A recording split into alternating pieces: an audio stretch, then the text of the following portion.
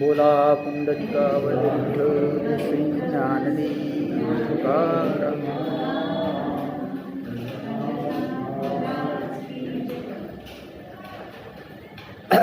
पहा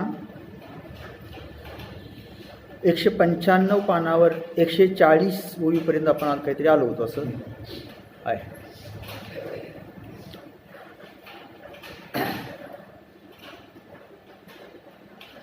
म्हणजे या ठिकाणी आपल्या असं लक्षात येतं की अर्जुनाला असं वाटतं आपणही अशा प्रकारची योगी व्हावं आणि भगवंताने जर ते मनात आणलं तर काही अवघड नाही असा एक अर्जुनाचा विश्वास आहे असं त्याचं बोलणं आहे असं आपल्या लक्षात येतं. आणि म्हणतो बा तुम्ही चित्त द्याल तरी ब्रह्म मिया होईल. जर तुम्ही चित्त दिलं म्हणजे तुम्ही मनावर घेतलं तर मी ब्रह्म होईल यात काही शंका नाही. काय झाले अभ्यास येईल सांगालचे आणि मग तुम्ही जे सांगाल तो अभ्यास करायला मी तयार, त्यात काही विशेष नाही. म्हणजे जर तुम्ही चित्त दिलं मनावर घेतलं तर मी ब्रह्म होईल आणि त्यासाठी जो काही अभ्यास तुम्ही सांगाल ते करायला मी तयार. हे हो नेनो कवनाची कहाणी ऐकोनी स्लागीज तसो अंतकरणी ऐशी जहालेपणाची श्रियानी कायशी देवा. आता पहा तो असं म्हणतो की मी कोणाची कहाणी गोष्ट ऐकत होतो काही समजत नाही. म्हणजे तुम्ही ज्या योग्यांची गोष्ट सांगत होता ती नेमकी कुणाची हे मला समजलं नाही. ऐकोनी स्लागीज तसो अंतकरणी, पण मला मात्र ऐकल्यानंतर त्याची स्तुती करावी असं वाटतं. म्हणजे काहीतरी चांगलं आहे, योग्य आहे, फार सुंदर आहे असं मला ते वाटलं. ते कुणाचं आहे मला माहिती नाही, पण तुम्ही जे बोलतो होता योग्यांबद्दल ते अत्यंत चांगलं आहे, ते स्तुती करण्यास पात्र आहे असं मला वाटतं. ऐशी झालेपणाची श्रियानी कायशी देवा. आणि मग आपण जर असं झालोच तर त्याची थोडी काय वर्णन करावी. म्हणजे अर्जुनाला असं वाटतं जर चुकून समजा आपल्यालाही तो लाभ झाला आणि आपणही अशी योगी झालो तर त्याची थोडी काय वर्णन करावी असं त्याला वाटतं आहे. म्हणजे हा अत्यंत उत्कट झालेला आहे त्या ऐकण्यासाठी आणि भगवंताने त्याला ते सगळं काही सांगावं आणि आपल्याला योगी होण्याची योग्यता आपल्याकडं यावी असं त्याला वाटतं आहे असं आपल्या लक्षात आहे. हे अंगे म्या होई जो का एतू गोसावी एतुलेपणे गोसावी आपलेपणे की जो का तो हसोनी श्रीकृष्ण हो का करू म्हणते. पहा तो म्हणतो की मी अंगानं म्हणजे अगदी मुळातून अशा प्रकारे व्हावं. एतू गोसावी आपलेपणे की जो का इतकं त्या म्हणजे गोसावी म्हणजे स्वामींनी मला करावं. म्हणजे माझी इच्छा आहे की आपल्याला त्यांनी काय करावं तो योगी जो आहे ते योग्याचा अनुभव आणून द्यावा. तो हसोनी श्रीकृष्ण हो का करू म्हणते. असं म्हटलं श्रीकृष्ण हसून म्हणाले वा करायला काय हरकत नाही, मी करणारच आहे तुला. म्हणजे मी तुला ते सगळं ज्ञान सांगणारच आहे, ती अनुभूती आणून देणारच आहे. देखा संतोषू एक न जोडे तवची सुखाचे सैंग साकळे. मग जोडलिया कवणीकडे अपुरेश यासाठी उदाहरण माऊली असं देते की जोपर्यंत संतोष नाही तोपर्यंतच आनंदाचं साकडं असतं. एकदा संतोष मिळाला की मग आनंद कुठं शोधावा लागत नाही, आनंद आपल्या ठिकाणीच असतो. म्हणजे संतोष अंतकरण असेल, अंतकरण जर समाधानी असेल तर आनंद सुखासाठी दुसरीकडे कुठं जावं लागत नाही, आनंद सुख आपल्या ठिकाणीच असतं. त्याप्रमाणे तैसा सर्वेश्वरू बळीया शेवके म्हणून ब्रह्म होय तो कौतुके. म्हणून परमेश्वर स्वतःचं सामर्थ्यानं ज्याची सेवा करतोय म्हणजे भगवंतच त्या अर्जुनाची सेवा करतोय अशी अवस्था असल्यामुळे या ठिकाणी ब्रह्मही होय तो कौतुके, तो सहज ब्रह्म होईल. म्हणजे भगवंतानी जर मनात आणलं तर हा अर्जुन सहजच काय होईल ब्रह्मरूप होईल. म्हणजे त्याला ब्रह्माचा अनुभव येईल, म्हणजे त्याला या योगशास्त्राचा अनुभव येईल असं म्हणायला हरकत नाही. परी कैसा भारे आतला पिके दैवाचे. पण हा अर्जुन आतून जणू त्या उत्कंठेच्या भारानं वाकलेला आहे. म्हणजे इतकी त्याला उत्कंठा त्याबद्दल लागलेली आहे की जणू त्या भारानं तो काय केलेला आहे दैवानं वाकलेला आहे. म्हणजे त्याचं दैव आता सानुकूल झालेलं आहे, त्याला अतिशय उत्कंठा लागलेली आहे आणि त्यामुळे तो जणू त्या भारानं काय झालेला आहे वाकलेला आहे. म्हणजे याचा अर्थ त्याच्या ठिकाणची उत्कंठता ते सगळं काही भरून आलेलं आहे. केव्हा एकदा भगवान आपल्याला ते सांगतील अशी अवस्था त्याला प्राप्त झाली, अशी तिची अवस्था झालेली आहे. जो जन्मसहस्त्रांची यासाठी इंद्राई काही महागू भेटी तो आदिनू केतुला किरीटी जे बोलूही नसाय. पहा जन्मसहस्त्रांची यासाठी इंद्राई काही महागू भेटी म्हणजे इंद्रानी सुद्धा हजारो जन्म घेतल्यानंतरही ज्यांना जो भेटत नाही, दुर्लभ आहे. महागू म्हणजे दुर्लभ. म्हणजे इंद्रानी हजारो जन्म घेऊन सुद्धा त्या इंद्रांना सुद्धा भेटत नाही, त्यांना सुद्धा दुर्लभ असणारा असा श्रीकृष्ण परमात्मा तो आदिनू केतुला कीर्ती, तो कितीतरी केवढा तरी या भगवंत तो अर्जुनाच्या अधीन झालेला. म्हणजे जो इंद्रादी देवांना दुर्लभ आहे, इंद्रादी देव ज्याच्यासाठी हजारो जन्म घेतात तरी सुद्धा जो प्राप्त होत नाही, असा श्रीकृष्ण या अर्जुनाच्या काय झालेला आहे, पूर्णपणे अधीन झालेला आहे. जे बोलूही नसाय एवढा अधीन झालाय की तो अर्जुन बोलणं सुद्धा अर्जुनास त्याला सहन होत नाही. बोलण्याच्या अगोदर हा सांगू लागले. जे अर्जुनाने विचारावं, सांग म्हणावं आणि मग सांगावं असं नव्हे, त्याच्या अगोदरच हा काय झालेला आहे, त्याच्याहून अधिक अधीन झालेला, म्हणजे उतावीळ झालेला आहे. केव्हा एकदा अर्जुना ते सांगतो असं भगवंताला सुद्धा वाटू लागलेलं. म्हणजे ह्या दोघांमधला प्रेमभाव इथं सांगितलेला आहे. जे भगवंत अर्जुनाला असं वाटतं कधी एकदा भगवंताने आपल्याला हे सांगावं, आणि भगवंतांना असं वाटतं कधी आपण एकदा त्याला सांगू. असा दोघांचा प्रेमभाव आहे असं आपल्या लक्षात येतं. मग ऐका जे पांडवे म्हणतले म्या ब्रह्म व्हावे, ते अशिषयी देव अवधारी. मग अर्जुनानं जे म्हटलं की भगवंता मी ब्रह्म झालं पाहिजे, मला ब्रह्म व्हावण्याचा अनुभव आला पाहिजे, ब्रह्मानुभव आला पाहिजे, मी ब्रह्म व्हावं, ते अशिषयी देवे अवधारले, ते संपूर्ण देवाने ऐकलं. म्हणजे संपूर्ण देवाने ऐकलं याचा अर्थ ते देवाने आता मनावर घेतलं की या अर्जुनाला अतिशय उत्कंठा लागलेली आहे आणि याला आता तो अनुभव आपण आणून दिला पाहिजे, म्हणजे त्याचं विवेचन केलं पाहिजे असं भगवंताला वाटू लागलं. भगवंताने ते सगळं ऐकलं. ते तर ऐशेची एक विचारले, जे या ब्रह्मत्वाचे डोळे जाळले, परी उदरा वैराग्य आहे आले बुद्धीची. पहा, या अर्जुनाच्या बुद्धीच्या ठिकाणी उदरा वैराग्य आले आहे. त्याच्या बुद्धीच्या उदराच्या ठिकाणी वैराग्य आल्यामुळं काय झालेलं आहे, अर्जुनाला ब्रह्मत्वाचे डोळे लागलेले. म्हणजे जसं एखाद्या स्त्रीला त्या पोटामध्ये गर्भ राहिल्यानंतर डोळे लागतात, तसं या बुद्धिरूपी उदरामध्ये या वैराग्य आल्यामुळं अर्जुनाला आता ब्रह्मत्वाचे डोळे लागलेले. कधी एकदा भगवंत आपल्याला ब्रह्मरूप करतायत असं जणू त्याला वाटू लागलेलं आहे. अत्यंत उत्कंठा लागून राहिलेली. एरवी दिवस तरी अपुरे, परी वैराग्य वसंताचे निभरे, जे सोहमभाव महुरे मोडून याला. पहा, एरवी दिवस तरी अपुरे. तसं पाहिलं तर दिवस अपुरे. म्हणजे खरं तर पाहिलं तर अर्जुनाच्या ठिकाणी क्षणार्धात वैराग्य निर्माण होत आहे, भगवंत त्याला तत्वज्ञान सांगतायत. हा वेळ कसा आहे, फार कमी आहे तसा, आणि त्यात पुन्हा कुरुक्षेत्र आहे. पण तरी सुद्धा वैराग्य वसंताचे निभरे, वैरागरूपी वसंताच्या भारामुळं सोमभाव मोहरे मोडून याला. हा अर्जुन जणू काही सोमभावाच्या मोहरानं मोडून याला, म्हणजे वाकला गेला.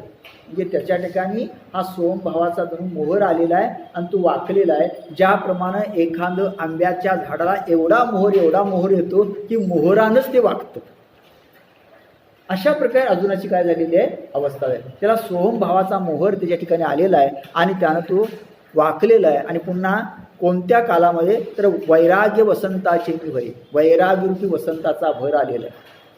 कारण वसंत ऋतूमध्ये अशा प्रकारे झाडांना काय येतात, पालवी येते, फुलं येतात, फळं येतात, आणि ती झाडं काय करतात, त्या पालवीमुळं फळामुळे वागतात. तशी अर्जुनाची अवस्था झालेली आहे. असं सुंदर उदाहरण या ठिकाणी दिलेलं आहे. म्हणून प्राप्ती फळी फळता, याशी वेळू न लगेल आता. पहा, म्हणून आता याला प्राप्तीचं फळ लागताना आता याला वेळ लागणार नाही. म्हणजे याला आपण जर काही सांगितलं तरी लगेच ते त्याला प्राप्त होईल, त्याचं फळ त्याला लगेच मिळेल. होय विरक्तो ऐसा अनंता भ्रंसा झाला. अशा प्रकारचं वैराग्य या अर्जुनाच्या ठिकाणी आहे असं भगवंताला वाटलं, असा भगवंताचा विश्वास झाला. म्हणजे इथं आपल्या असं लक्षात येतं की भगवंत पुन्हा पुन्हा म्हणतात की अर्जुनाला वैराग्याचे डोळे लागलेले आहेत, आता तो विरक्त झालेला आहे, आणि मग त्याला खरं तर हे सांगायला हरकत नाही, त्याला आता हे सगळं सांगितलं पाहिजे. याचा अर्थ असा होतो की ज्याच्या ठिकाणी अशा प्रकारचं अर्जुनासारखं वैराग्य आहे त्यालाच हे समजणार आहे, किंवा त्यालाच पुढचा भाग त्याच्यासाठी आहे. म्हणजे इथला अधिकारी कोण, ज्याच्या ठिकाणी अर्जुनासारखं वैराग्य आहे तोच अधिकारी. हा, अर्थता आणि वैराग्य आहे त्याच्या ठिकाणी. आणि पहिल्या अध्यायात सांगितलंय पहा, अहो अर्जुनाचे पांती जे परिसनया योग्य होईल. म्हणजे अर्जुनाच्या पंक्तीला बसण्याची ज्यांची योग्यता आहे त्यांनीच हा ग्रंथ ऐकावा. जे आपल्याकडे कमीत कमी त्यातले काही गुण तरी असले पाहिजे. म्हणजे इथं आपल्या असं लक्षात येतं वैराग्यानं ज्याचं अंतकरण भरलेलं आहे तो इथला कोण आहे, अधिकारी, असा त्याचा अर्थ. म्हणून जे जे हा अधिष्ठित ते आरंभीच या फळेल. म्हणून पहा, जो जो ज्याचं हा आचरण करेल ते सुरुवातीलाच त्याला फलद्रूप होईल. म्हणजे अर्जुनाच्या ठिकाणी वैराग्य असल्यामुळे ज्याचं तो आचरण करील ते त्याला सुरुवातीलाच कसं होईल, फलद्रूप होईल. याचा अर्थ असा की जो तो ज्या ज्या मार्गाचा अवलंब करील, ज्या ज्या साधनेचा अवलंब करील ती साधना लगेच फलद्रूप होईल. म्हणून सांगितला नवचल अभ्यास वया. म्हणून भगवंताला असं वाटतं की आपण जर सांगितला तर या ठिकाणी हा अभ्यास व्यर्थ जाणार नाही. म्हणजे कुणाला सांगावं, ज्याला सांगितल्यानंतर ते व्यर्थ जाणार नाही त्याला सांगावं. कुणालाही सांगू नये. ज्ञान सर्वांना सांगावं, पण ऐकणं जो ज्याला सांगायचं आहे त्याच्या ठिकाणी काहीतरी अर्थता पाहिजे, त्याला उत्कंठा पाहिजे, त्याला असं वाटलं पाहिजे की मी जाणून घे. उगीच कुणालाही वाचायचं कुणालाही सांगायचं नाही, मग त्याचा अपमान होतो. हे लक्षात घे. अनुग्रह सुद्धा कुणाला द्यायचा, त्या समोरच्या माणसाला त्याची अर्थता काहीतरी पाहिजे, उत्कंठा पाहिजे, त्यालाच अनुग्रह द्यायचा आहे. कुणालाही बोलवून अनुग्रह नाही द्यायचा. म्हणजे आत्मज्ञान जे आहे ते अशा प्रकारे ज्याला काही उत्कंठा आहे, अर्थता आहे त्यालाच ते सांगायचं आहे. ऐशे विरोणी आश्री हरी मंतले ती अवसरी अर्जुना अवधारी पंतराज. अशा प्रकारे वर्णन करून भगवान म्हणाले, अर्जुना आता मी हा पंतराज सांगतो, तो ऐक. आता या मार्गाला पंतराज म्हणलेलं आहे. म्हणजे सर्व जे पंथ आहेत, मार्ग जे आहेत अध्यात्मातले, त्यातील हा राजा आहे. म्हणजे त्यातील हा मुख्य आहे, त्यातील हा कोण आहे, प्रमुख आहे. म्हणजे योग मार्ग हा कसा आहे, जे अध्यात्माचे जे अनेक मार्ग आहेत, म्हणजे भक्ती मार्ग असतील, ज्ञान मार्ग आहे, ध्यान मार्ग आहे, या सर्वांमध्ये हा योग मार्ग जो आहे तो कसा आहे, सर्वश्रेष्ठ. आणि म्हणून या अध्यायाच्या शेवटी भगवंताने असं सांगितले, अर्जुना तू म्हणजे तापसी होण्यापेक्षा, तप करणारा होण्यापेक्षा किंवा आणखी कोणी होण्यापेक्षा तू कोण हो, योगी हो. तू कोण हो, योगी. कारण योगी हा कसा आहे, भगवंताला सतत अंतःकरणामध्ये स्थापित करणारा. आणि म्हणून भगवान सांगतात तू योगी हो. तर इथं ते सांगितले पहा की अशा प्रकारे हा पंतराज आहे, सर्व मार्गातील सर्वश्रेष्ठ मार्ग आहे. तो तुला मी आता सांगतो, तू ऐक. आता अवधारी या शब्दाबद्दल थोडंसं सहज आठवलं. ज्ञानेश्वरीमध्ये अवधारी, अवधान द्या असा शब्द अनेक वेळा आहे. नव्या अध्यायाच्या सुरुवातीला सुद्धा असं म्हटलं, तरी अवधान एकले मग सर्व सुखाशी पात्र होईल. हे प्रतिज्ञोत्तर माझे उघड आहे. तुम्ही अवधान देऊन लक्षपूर्वक हा अध्याय ऐका, तुम्हाला सर्व सुख प्राप्त होतील, हे मी प्रतिज्ञापूर्वक सांगतो. म्हणजे अवधान द्या, लक्ष द्या, अशा प्रकारचा जो भाग आहे तो पुन्हा पुन्हा ज्ञानेश्वरीमध्ये येतो. अवधान देणे याचा सामान्य अर्थ लक्ष देणे, चित्त देणे. सामान्य अर्थ काय, लक्ष देणं, चित्त देणं, चित्त देऊन ऐकणं असा त्याचा अर्थ. पण प्रत्येक शब्दाला काही वेगळा अर्थ असतो. भाषेमध्ये प्रत्येक शब्द जरी घेतला, समान अर्थ जरी असला तरी थोडासा अर्थ त्याला वेगळा असतो, हे लक्षात घ्या. पक्षी आणि पाखरू, पक्षी वेगळा आणि पाखरू वेगळे. डोंगर आणि पर्वत समान अर्थी असले तरी डोंगर वेगळा आणि पर्वत वेगळा. आपण हिमालयाला डोंगर नाही म्हणतो, हिमालयाला काय म्हणतो, पर्वत. दोन्हीमध्ये काय फरक. तसं अवधान द्या, लक्ष द्या याचा अर्थ काय, लक्ष द्या याचा अर्थ असा आहे की तुम्ही संसारामध्ये सगळ्या प्रकारचे काही कामं जी असतात ती करत असताना सुद्धा तुमचं चित्त मात्र, मन मात्र भगवंताकडे असलं पाहिजे. ही सगळी कामं करतानाही मुळात चित्त कुठं असलं पाहिजे, भगवंताकडे असलं पाहिजे. तुमचा अंतःकरणामध्ये कोण असला पाहिजे, भगवंत असलं असं म्हणायचं. म्हणजे सगळी कामं संसारातली करायची, पण लक्ष कुठं, भगवंता. आता हे कसं, एक उदाहरण सांग म्हणजे लक्षात घ्या. पण पूर्वीच्या लोकांना हे समजेल, किंवा तुमच्यापैकी पूर्वीची जे जर काही माहिती असेल, पूर्वी खेड्यामध्ये आणि शहरातसुद्धा साळी सडायची असायची. म्हणजे भात सडायचा आणि काय करायचं, तांदूळ करायचे. वाहन असायचं, त्या वाहनामध्ये भात घालायचं आणि मुसळानं काय करायचं, सडायचं. मुसळानं काय सडायचं आणि ते तांदूळ करायचं. हे प्रत्येक घरोघरी असायचं, कारण पूर्वी गिरणी वगैरे काय असा प्रकार नव्हता. आता ती स्त्री करायची. कोण करायची? घरातली स्त्री करायची. ती वाहनावर त्या वाहनाजवळ बसलेली असायची, वाहनामध्ये ते भात घातलेलं असायचं आणि ती काय करायचं, मुसळानं ते वाहन खालवर त्यामध्ये आपटायची. आता त्यावेळेला ते स्त्रीचं लक्ष कसं असायचं पहा, घरात कोण आलं तरी तिकडे लक्ष असायचं. घरात लहान मुलं आलं त्याने विचारलं दूध कुठं आहे, तर ती सांगायची हां तिथं अमुकच्या गाणे दूध आहे. आणखी कोण नवरा आला आणि त्याने विचारलं अमुक अमुक वस्तू कुठं आहे, तर ती सांगायची अमुक अमुक या ठिकाणी ठेवलेली आहे. हे सगळं तिच्या लक्ष तिच्या असायचं. तरी पण खरं लक्ष कुठं असायचं, त्या मुसळाकडे असायचं. ते मुसळ बाजूला कधीही पडणार नाही. म्हणजे त्या स्त्रीचं सगळीकडे लक्ष असून सुद्धा खरं लक्ष कुठं असायचं, त्या मुसळाकडे असायचं. आपलं अवधान असं असलं म्हणजे संसारातल्या सगळ्या गोष्टी करून सुद्धा मुख्य लक्ष कुठं असलं पाहिजे, त्या भगवंताकडे असलं. याला म्हटलंय अवधान दे. याला काय म्हणतात, अवधान दे. लक्षात आलं? अवधान या शब्दाचा अर्थ असा आहे. असो आता पहा, ते तर प्रवृत्ती तरुच्या बुडी दिसते निवृत्ती फळाची आपली. तिथं हा पंथराज जो आहे तो कसा आहे, प्रवृत्ती तरुच्या बुडी. इथं प्रवृत्तीरूपी वृक्ष आहे, त्याच्या बुडाला त्याच्या मुळाशी दिसती निवृत्ती फळाची या कोळी. तर तर कोट्यवधी निवृत्तीची फळं दिसतात. म्हणजे वृक्ष कशाचा आहे, प्रवृत्तीचा. रूप केलं त्याच्या मुळाशी त्याला लागलेली फळं कशाची आहे, कोट्यवधी निवृत्ती. वृक्ष प्रवृत्तीचा, फळं लागले निवृत्ती. म्हणजे तुम्ही या प्रवृत्तीनंच पुढं जायचं आहे, मार्गानंच हळूहळू पुढे जायचं आहे. पण जे तुम्हाला फळ जे मिळणार आहे ते कशाचं मिळणार आहे, निवृत्तीचं मिळणार आहे. म्हणजे संसाराचा निराश होणार आहे. काय होणार आहे, संसाराचा निराश होणार आहे. म्हणजे हा पंथराज जर तुम्हाला अवलंबायचा असेल तर तो सांसारिक गोष्टीसाठी नाही, तो कशासाठी आहे, निवृत्तीच्या प्राप्तीसाठी आहे. हे इथे आपण लक्षात घेतलं.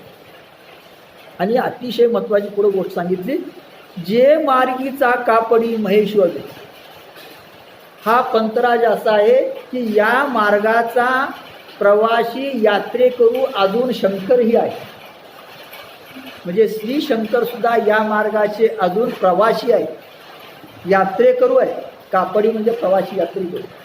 म्हणजे तेही ध्यान करतायत, तेही योगमार्गाचा अवलंब करतात. आपल्याला माहिती आहे सतत शंकर काय करून ध्यान करून बसलेले आहेत, अजून तेही ठिकाण्याला पोचलेले नाही. जे शंकरही या मार्गाचा कोण आहे, प्रवासी आहे. तर तुमचं आमचं काय, म्हणजे हा प्रवास कसा आहे, किती मोठा आहे. हा प्रवास चालू आहे पण ते ठिकाणाला कधीच पोचायचं नाही, असा प्रवास आहे. ही नाथ संप्रदायाची एक कल्पना आहे की आपण हळूहळू त्या परमात्म्याची एकरूप झाले होत असतो, पण पूर्णपणे एकरूप कधी होत नाही. झालेला असतो पण पूर्णपणे कधी तो प्रवास कधी थांबत नाही. अशा प्रकारची कल्पना इथे मांडलेली आहे. म्हणून म्हटले की या मार्गाचा प्रवासी कोण आहे, अजून शंकर सुद्धा या मार्गाचा प्रवासी आहे. याचा अर्थ असा होतो की हा मार्ग फार सुंदर आहे, अप्रतिम आहे. सतत या मार्गामध्ये राहावं आणि असं वाटतं ते ठिकाण कधी येऊच नाही. काय वाटतं, ते ठिकाण कधी येऊच नाही. जसं पंढरीला चालल्यानंतर वाटतं आता पांडुरंग लवकर पंढरी येऊच नाही का, पंढरी आलीच लवकर तर मग काय करायचं, हो परत घरी जावं लागेल ना. म्हणून वाटतं काही वेळा काय वाटतं की लवकर पंढरी येऊच नाही. तसं इथं वाटतं तो लवकर मार्ग संपूच नाही, अशी अवस्था.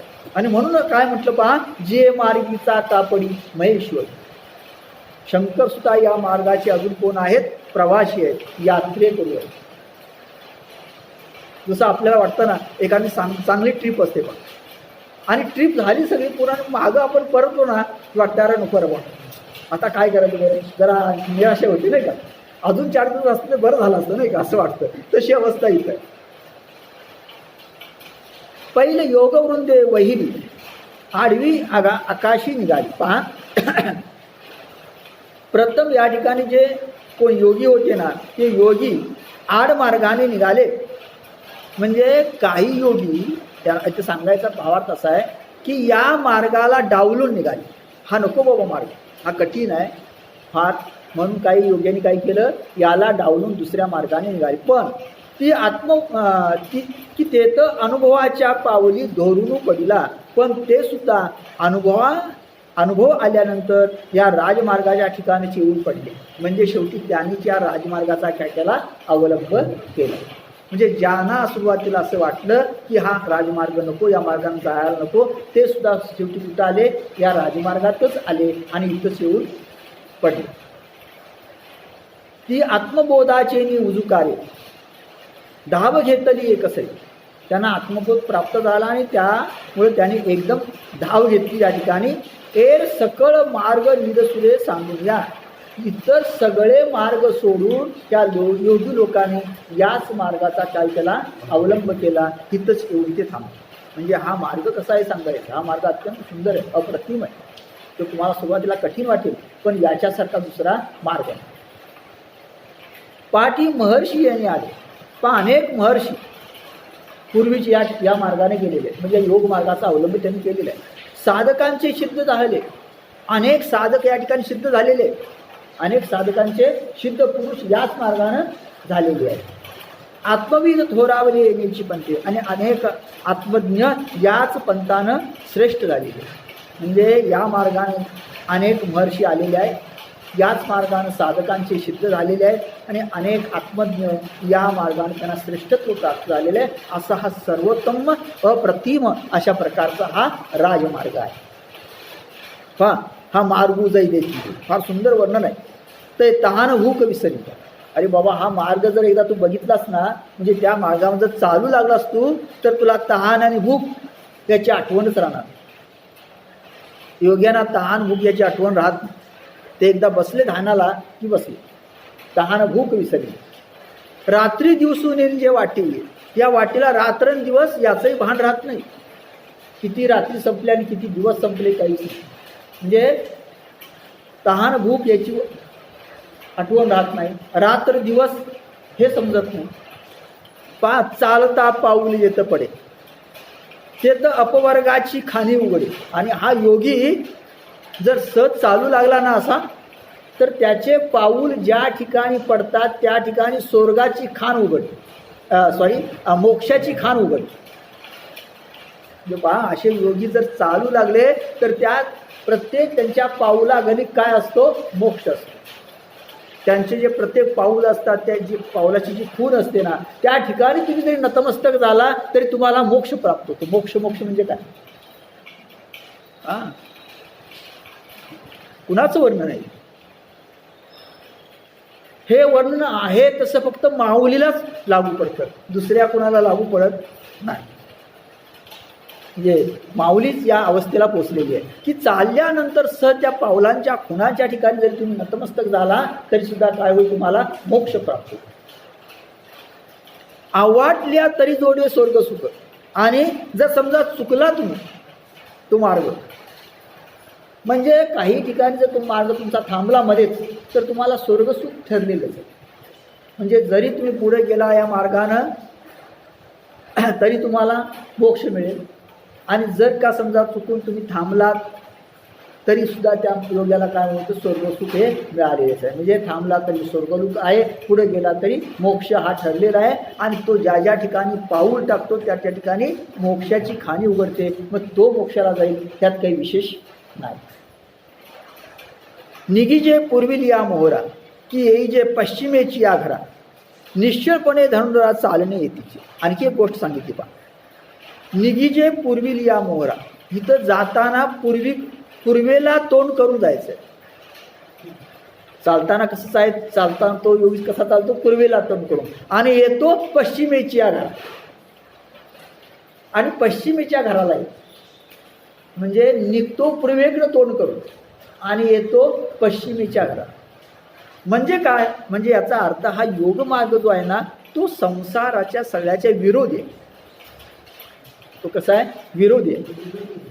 आणि पुन्हा तो कसा आहे, तर इथं सांगायचं आहे की आपली शक्ती जी आहे ती शक्ती किंवा जीवात्मा हा वरून खाली इथून घुसलेला आहे. आणि त्याचा जो प्रकाश आहे तो प्रकाश सगळा खाली खालीपर्यंत गेला आणि त्यावर सगळं चाललेलं आहे. इथं तसं नाही, इथून वरून खाली मग हा जो योगी असतो ना तो खालून वर जात असतो. त्याचा जो अभ्यास आहे ना तो कसा चालतो, मार्ग कसा आहे, खालून वर चालतो. तो पुढे मी सांगेन. म्हणजे हा उलटा आहे. म्हणून म्हटलं काय की पूर्वेला तोंड करून निघालेला हा योगी पोचतो कुठं, पश्चिमेच्या घरात असं म्हणतो. निश्चलपणे धर्मदारा चालणे तिच्या, आणि एकदा या मार्गानं चालू लागला तो की निश्चिंतपणाने चालतो, निश्चिंतपणा येतो. येणे मार्गे जया ठाई जाईजे तो गाव आपणची होईल. या मार्गानं तो ज्या ठिकाणी जातो तो गाव तो स्वतःच होतो. म्हणजे तो आत्मस्वरूपाची प्राप्ती करून घेतो. तो आत्मस्वरूप जे आपलं आहे त्याची त्याला जाणीव होते, त्याचा अनुभव येतो. हे सांगो काय सहजे जाणशी तू, हे तुला माहितीच आहे, सांगण्याची गरज. ते तर पारते म्हणतेले देवा, तर त्याची मग केव्हा का आरती समुद्रोनी न काढावा मृत्यू तुम्ही. मग अर्जुन म्हणाला देवा हो तेच तुम्ही कधी सांगणार आहे तेवढं सांगा आल्या, असं तो अर्जुन म्हणतोय. आणि मी उत्कंठारूपी समुद्रामध्ये मी बुडत आहे, तुम्ही मला कधी बाहेर काढणार. म्हणजे मला अतिशय उत्कंठा लागून राहिलेली आहे, केव्हा एकदा सांगताय, मला तेच सांगा, मला ऐकायचं. तो श्रीकृष्ण म्हणते ऐशे हे उत्संखळ बोलणे कायशे. भगवान म्हणाले अरे बाबा अशा प्रकारचं हे जे तुझं बोलणं आहे ना ते उतावळेपणाचं आहे, काही काळजी करू नको. आम्ही सांगत असो अपैसे वरी खुशी ठेव, आणि आम्ही स्वतःहून सांगतो आहे तेव्हा तू विचारतेस. म्हणजे तू विचारण्याच्या अगोदरच मी हे तुला सांगणारच आहे, ते उतावळेपणा नको आहे, मी तुला सर्व सांगतो. पुढं पहा. सुचोदेशे प्रतिष्ठाप्य स्थिर मासनमात्मनः नात्युचितं नातिनीचं चैलाजिन कुशोत्तरम्. आता इथं अशा प्रकारचा योग जर साध्य करायचा असेल तर मग आसन कसं घालावं हे पहिल्यांदा इथं सांगितलं, आणि कसं आसन घालून बसावं ध्यानात. सुचोदेशे प्रतिष्ठाप्य, शुद्ध भूमीवर, सुचोदेश म्हणजे शुद्ध भूमी शुद्ध असावी, पवित्र असावी. स्थिर मासनमात्मनः नात्युचित्तम नातिनीचम चैलाजिन कुशोत्तरम. क्रमाने दर्भ, पहिल्यांदा काय अंतरावं, खाली दर्भ, त्याच्याखाली मृगाजिन आणि वस्त्र अंतरून तयार केलेले अशा प्रकारचं आसन, जे उंच नाही फार आणि सकल नाही, उंच नाही आणि सकल नाही असे आपले आसन स्थिर मांडून. म्हणजे भूमी कशी असली पाहिजे, शुद्ध असली पाहिजे. त्या म्हणजे क्रमानं पहिल्यांदा भूमीवर काय टाकायचं, दर्भ टाकायचं. पहिल्यांदा काय टाकायचं, दर्भ अंतरायचं, त्याच्यावर मृगाजिन घालायचं आणि त्याच्यावर वस्त्र घालायचं आणि आसन तयार करायचं. आणि ते फार उंच असता कामा नये, फार सकल असता कामा नये.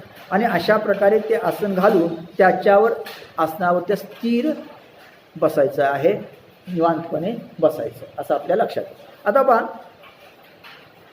की हे जे आसन आहे त्या आसनाच्या संदर्भात एक 2-3 गोष्टींचा उल्लेख या श्लोकामध्ये केलेला आहे. एक म्हणजे भूमी कशी असली पाहिजे, शुद्ध असली पाहिजे, पवित्र असली पाहिजे. दुसरी गोष्ट त्याच्यावर दर्भ अंतरलं पाहिजे. त्यानंतर मृगाजिन असलं पाहिजे, त्याच्यावर वस्त्र असलं पाहिजे. आणि मग अशा प्रकारचं आसन जे आहे ते फार उंच असता कामा नये आणि फार सकलही असता कामा नये. अशा आसनावर आपण आपलं आसन तिथं स्थिर करावं आणि स्थिर मनानं त्या ठिकाणी बसावं. आता याचा विवेचन मात्र माऊलीनं फार सुंदर केलेलं आहे आणि ते सविस्तर अशा प्रकारचं केलेलं आहे असं आपल्या लक्षात येतं. आता पहा ते कसं आहे, तरी विशेष आता बोलजे पर ते अनुभवे उपेगा जाईल, म्हणून तैसे एक लागेल स्थान पाय. आता माऊली पहिल्यांदा सांगते की या आसनाबद्दल, या सर्वांबद्दल आता विशेषत्वानं मी सांगेन, म्हणजे विशेष करून मी स्पष्ट करून सांगेन. पण परी ते अनुभवे उपयोगा जाईल, पण ते अनुभवानच उपयोगाला येईल. म्हणजे इथं अनुभवच महत्त्वाचा आहे, केवळ शब्दाने ते काही समजण्यासारखं नाही. इथं अनुभवानच ते उपयोगाला येईल. म्हणून तैसे एक लागेल स्थान पावे, आणि म्हणून असा अनुभव येण्यासाठी असं एखाद्या प्रकारचं स्थान निवांत असलेलं आपल्याला निवडावं लागेल, शोधावं लागेल. म्हणजे इथं हे आसन घालताना पहिल्यांदा आपल्याला एक वेगळ्या प्रकारचं निवांत असं स्थान शोधावं लागेल, निवडावं लागेल. ते कसं असावं पुढं सांगितलं. जेथ आरानुकीचे निकोळे, ज्या ठिकाणी समाधान व्हावे या इच्छेने बैसल्या उठून आवड, बसल्यानंतर उठावंच वाचू नये. पहा, तिथं बसल्यानंतर त्या समाधान व्हावं, आपल्याला प्राप्त व्हावं या इच्छेनं त्या ठिकाणी बसल्यानंतर त्या आसनाच्या ठिकाणी उठावं असं वाटूच नये, असं ती जागा असावी. वैराग्य अशी धुनीव चढे देखील याची, आणि ती जागा अशी असावी की ते पाहिल्यानंतर ती जागा वैराग्य दुप्पट होईल. पाहिल्यानंतर वैराग्य काय होईल, अंतःकरणातलं दुप्पट होईल. ते आसन सोडूच नये असं वाटावं, तिथून उठूच नये असं वाटावं, अशा प्रकारची ती जागा असावी. आणि अशा जागेच्या ठिकाणी काय करायचं आहे, ते आसन घालायचं आहे असं आपल्या लक्षात येईल. म्हणजे ती जागा कशी असली पाहिजे, अत्यंत पवित्र असली पाहिजे, शांत असली पाहिजे, निवांत असली पाहिजे असं आपल्या लक्षात येईल. जो संती वसविला ठाऊ, ती जागा संतांनी वसवलेली असावी. जे संत त्या ठिकाणी राहत असलेले असावे, किंवा पूर्वी त्या ठिकाणी कोणीतरी संत राहत असलेले असले पाहिजे. आता ज्ञानदेवानी ज्या ठिकाणी समाधी घेतली ती सिद्धेश्वराच्या समोर घेतली, कुठेही नाही समाधी घेतली. जे त्या ठिकाणी अगोदर सिद्धेश्वराचं देऊळ होतं, त्याला त्याच्याही अगोदर हजारो वर्षांची परंपरा आहे. आणि त्या आळंदीमध्ये अनेक योगी आजही राहत आहेत, अनेक योगी राहत आहेत, अनेक योग्यांचा तिथं मेळा दररोज असतो. अशा ठिकाणी समाधी घेतलेली आहे. म्हणजे पूर्वीपासून ते कसं ठिकाण आहे, अत्यंत पवित्र आहे. असं पवित्र संतांनी वसवलेलं, संत ज्या ठिकाणी होऊन गेले अशा प्रकारचं ते स्थान असावं. संतोषाशी सावावं आणि आनंदाला सहाय्य करणारं असावं. तिथं बसल्यानंतर आनंद वाटावा, हे संतांनी वसवलेलं असावं. आणि तिथं बसल्यानंतर काय वाटला पाहिजे, आनंद वाटला पाहिजे, दुःख वाटता कामा नये, त्रास होता कामा नये. म्हणजे आसन असलं पाहिजे, अशी जागा असली पाहिजे की तुम्हाला त्या ठिकाणी बसावं असं वाटलं पाहिजे, तुम्हाला आनंद वाटला पाहिजे, तुमच्या मनामध्ये उल्हास निर्माण झाला पाहिजे, आनंद निर्माण झाला पाहिजे. मना होय उत्साह धैर्याचा, आणि मनाला धैर्याचं प्रोत्साहन मिळालं पाहिजे. म्हणजे मनाच्या ठिकाणी धैर्य निर्माण झालं पाहिजे, धारिष्ट आलं पाहिजे, भीती वाटता कामा नये. अशा प्रकारचं ती कशी जागा असली पाहिजे. म्हणजे वरती जी जागा म्हणलं शुद्ध भूमी, ती कशी, तिथे त्याचं स्पष्टीकरण दिलं की अशा प्रकारची अत्यंत शुद्ध भूमी असली पाहिजे, जागा असली पाहिजे. अभ्यासूची आपण या ते करी. पहा, त्या ठिकाणी बसल्यानंतर तो अभ्यास जो करायचा आहे, म्हणजे ध्यान वगैरे करायचा आहे, अभ्यास वगैरे करायचा आहे, तो आपोआप झाला पाहिजे. अभ्यासच अभ्यासाला करू लागेल. अभ्यासाची आपण या ते करी, म्हणजे अभ्यास कसा झाला पाहिजे, सहज झाला पाहिजे. हृदयात अनुभव वैकी, हृदयाला अनुभव येऊन वरदान हृदयाला मिळालं पाहिजे. म्हणजे अनुभव हृदयाच्या ठिकाणी आपोआप आला पाहिजे. ऐशी रम्यपणाची थोरी अखंड येतं. अशा प्रकारे रम्यपणाची थोरवी ज्या ठिकाणी अखंड आहे, म्हणजे असं जे सुंदर स्थान, त्या ठिकाणी बसल्यानंतर काय होतं, अभ्यास आपोआप होईल. दुसरी गोष्ट, हृदयामध्ये अनुभव येईल त्या रम्यपणाचा, त्या परमेश्वराचा. असं सुंदर अप्रतिम अशा प्रकारचं स्थान असलं पाहिजे. म्हणजे ते केवळ सुंदर नाही, तर त्या सुंदरपणावर त्या ठिकाणी बसल्यानंतर आपल्याला उठावंसं वाटणार नाही, अभ्यास आपोआप होईल. जे एखाद्या ठिकाणी पहा, निवांत तुम्ही गेला, दूर गेला, एखादं झाड असतं, सुंदर झाड असतं, आणि आपल्याला असं वाटतं की या झाडाखाली थोडा वेळ बसावं आणि शांत निवांत वाटतं की नाही वाटतं. म्हणजे घरामध्ये सगळ्या सुखसोयी असताना सुद्धा तेवढा शांततेचा अनुभव कधी आलेला नसतो. असा अनुभव त्या झाडाखाली आपल्याला येतो, शांत वाटतं, बरं वाटतं. अशा प्रकारचं एखादं निवांत अशा प्रकारचं स्थान असावं, जिथं कुठल्याही प्रकारची कटकट नाही आणि सभोवती एक प्रकारचं कसं आहे, निसर्ग सौंदर्य, असं ते रमणीय स्थान असावं. जया आड जाता पारता तपश्चर्या मनोरथ. पण त्या स्थानाच्या जवळून जरी गेलं अर्जुना, तरी सुद्धा मनामध्ये तपश्चर्या करावी असं वाटेल. पाखांडी आई असता समूळ होय, अगदी नास्तिकाला सुद्धा त्या ठिकाणी आस्था निर्माण होईल आणि तो तपश्चर्याला बसेल, असं ते स्थान असावं. म्हणजे आस्तिक नव्हे, नास्तिकाला सुद्धा वाटेल तिथं आपण बसावं थोडा वेळ, असं वाटेल अशा प्रकारचं ते स्थान असावं. आस्तिक तरी बसेलच, पण नास्तिकाला सुद्धा असं वाटेल इतकं सुंदर ते स्थान असलं पाहिजे असं माऊली या ठिकाणी सांगते असं आपल्या लक्षात येईल. स्वभावे वाटे जाता जरी वरपडा झाला वचिता तरी सकामोई परी मागवता निगो विसरे. पहा अगदी सहज त्या वाटेनं एखादा क्वचित तुम्ही गेला तर एखादा सकाम मनुष्य गेला तर त्याला सुद्धा परत यावं माघारी फिरावं असं वाटणार नाही. म्हणजे सकाम माणसाला सुद्धा ज्याला संसाराबद्दलची आस्था आहे अशा माणसाला सुद्धा तिथं तो सहज जरी त्या वाटेने गेला तरी सुद्धा त्याला वाटेल आपण आता परत संसारात जाऊ, इथंच थांबा, इथंच बसा असं वाटेल. असं स्थान असतं. का सुंदर वर्णन आहे पहा. म्हणजे अगदी सांसारिक माणसाला सुद्धा वाटेल आपण सगळं सोडावं आणि इथंच बसावं, बस आता परत जायला नको संसार. असं सुंदर रमणीय स्थान ते असलं पाहिजे. ऐशेनी न राहत या ते राहावी असं अशा प्रकारे जो राहत नाही कुठंही एका ठिकाणी स्थिर होत नाही त्याला स्थिर करेल असं स्थान आहे असावं. जो कुठंही एका ठिकाणी स्थिर राहत नाही त्याला स्थिर करेल. भ्रमतया ते भैसवी सतत भ्रमण करणाऱ्या माणसाला सुद्धा असं वाटेल इथं आपण स्थिर बसावं असं ते स्थान असावं. भ्रमिष्ठाला सुद्धा काय करील ती बसवी. थापटुनी चेववी विरक्ती ते आणि त्या ठिकाणी गेल्यानंतर जणू काही अगदी थोपटून वैराग्य ते जागं करीत आपल्या अंतःकरणात असं स्थान असावं. म्हणजे तिथं गेल्यानंतर बसल्यानंतर अंतःकरणामध्ये काय झालं पाहिजे वैराग्य निर्माण होईल आपोआप. अशा प्रकारचं ते स्थान असतं.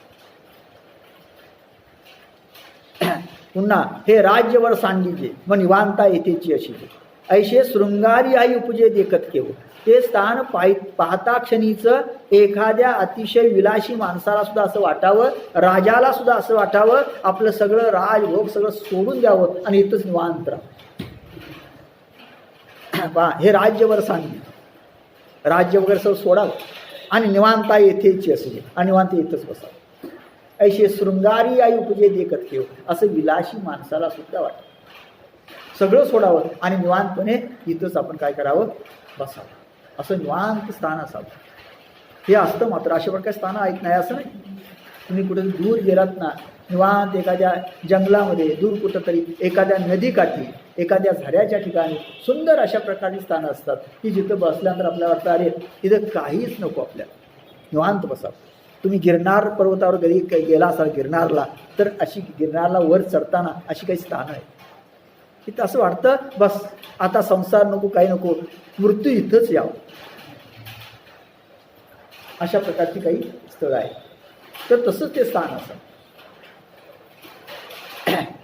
जे येणे माने बरवंट अशा प्रकारचं जे अतिशय चांगलं आहे आणि तैशेची अतिचोकट आणि अशाच प्रकारचे अतिशय पवित्र आहे जे आरिष्ठान प्रकट डोळा दिसेल ज्या ठिकाणी प्रत्यक्ष ब्रह्म आपल्याला दिसेल. म्हणजे अत्यंत चांगलं अत्यंत पवित्र आणि ज्या ठिकाणी बसल्यानंतर प्रत्यक्ष परब्रह्म डोळ्याने दिसेल प्रत्यक्ष परब्रह्म प्रकट होईल अशा प्रकारचं ते स्थान असलं पाहिजे. आणि काही एक पाहिले जे साधकी वस्ते व्हावे आणि आणखी एक त्या ठिकाणी गोष्ट असावी जे साधकी वस्ते व्हावे जे साधकांनी वसवलेलं असावं. त्या ठिकाणी साधकांची वस्ती असावी म्हणजे अनेक साधक त्या ठिकाणी राहत असावे. तिथं सांसारिक माणसं नको साधक असावे. आणि जनाचेनी पाय रवे रोळेचे ना आणि लोकांच्या वस्तीनं वर्दळीनं जे मलिन झालेलं नाही म्हणजे ज्या ठिकाणी लोकांची वर्दळ नाही म्हणजे एकांत अशा प्रकारचं ते स्थान असावं. म्हणजे योग्याने योग साधना करण्यासाठी जे स्थान निवडायचं ते अशा प्रकारचं आहे. त्या ठिकाणी वर्दळ वगैरे काही नको आहे ते एकांतातलं असलं पाहिजे. पहा जे तर अमृताचे निपाडे मुळाई सकट गोड जोडती दाटे झाडे सदापद. ज्या ठिकाणी अमृताच्या अगदी तुलनेने अत्यंत गोड असणारी मुळासकट गोड असणारी अशा प्रकारची झाडं आहेत आणि त्यांना लागलेली फळं आहेत. म्हणजे अगदी ते नुसती फळंच अमृतासारखी गोड नाही तर ती झाडं सुद्धा मुळासकट अमृतासारखी गोड आहेत किंवा अमृतापेक्षा गोड आहेत. अशा प्रकारची दाट झाडी असावी. त्या काय कल्पना केली पा दाट झाडी तर असावीच पण ती कसा असावी संपूर्ण ती झाडं कशी असावी अमृतापेक्षा गोड असावी अशा प्रकारची दाट झाडी असावी. तुम्ही कधी कारवारच्या जंगलात गेला असेल, पाहिले कारवारचं जंगल कुणी, तर त्या ठिकाणी पाहिले ना, हां काही ठिकाणी त्या ठिकाणी अशा प्रकारची स्थानं आहेत. म्हणजे मुर्डेश्वरला जाताना अलीकडे कारवारचं जंगल पाहिलं तर त्या ठिकाणी काही नद्या आहेत. त्या नद्यांच्या ठिकाणी काही प्राणीसुद्धा दिवसासुद्धा पाणी वगैरे प्यायला येतात. शांत निवांत वाटतं, अगदी छान वाटतं, बरं वाटतं. अशा प्रकारचे स्थान असलं पाहिजे. पाऊला पाऊला उदके, पुढे काय म्हटले, पाऊला पाऊलाला झरे असावे, त्या ठिकाणी पाणी असावं, सुंदर सुंदर छोटे छोटे झरे असावे. वर्षा काळी अतिचोखे, पावसाळ्यात सुद्धा ते पाणी अत्यंत स्वच्छ असलं पाहिजे, म्हणजे गढुळलेलं असता कामा नये, अशा प्रकारचे झरे असावे. निर्जने का विषय के सुलभे, अशा प्रकारचे सुलभ, अशा प्रकारचे शांत झरे ज्या ठिकाणी, निर्जन म्हणजे झरा, जे सुंदर झरे म्हणजे छोटे छोटे झरे आहेत, त्या झऱ्यातून पाणी वाहत आहे, ते अत्यंत स्वच्छ अशा प्रकारचं पाणी आहे. असे झरे त्या ठिकाणी असावे. हा आतकुही अळूमाळू, आणि ऊन त्या ठिकाणी असावं, पण अळूमाळू अत्यंत छोटं थोडं, म्हणजे शीतल अशा प्रकारचं ऊन असावं, जे अत्यंत सौम्य अशा प्रकारचं ऊन असावं. जाणीजे तरी शीतल, वाळा असावा पण तो कसा असावा, शीतल असावा. पवनू अति निश्चळू मंदू झुळक्यान, तो मंद मंद अशा प्रकारचा झुळक त्याच्या येत यावी, फार मोठा तो नसावा असं म्हटलेलं आहे. म्हणजे वारासुद्धा मंद मंद अत्यंत शीतल अशा प्रकारचा असावा. पाण्याचे सुंदर अशा प्रकारची झरे असावेत, दाट सुंदर अशा प्रकारची गोड अशी झाडी असावी, असं ते स्थळ असावं. अशा ठिकाणी योग्यानं काय करावं, असं. हे सगळं वाचल्यानंतर असं वाटतं माऊली या जगातली नसावी,